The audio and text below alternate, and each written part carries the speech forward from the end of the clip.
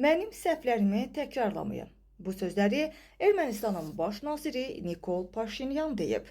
Gündəm xəbərin efirində 18 oktyabr tarixidir və bir xəbəri diqqətinizə çatdırmaq istəyirik. Belə ki, Ermənistanın baş naziri Nikol Paşinyan xalqa müraciətində erməni tarixindən çıxarılmalı dərslər barədə danışıb və keçmiş səhvlərin təkrarlanmaması üçün oxumaq, öyrənmək və tarixdən nəticə çıxarmaq çağırışını eləyib.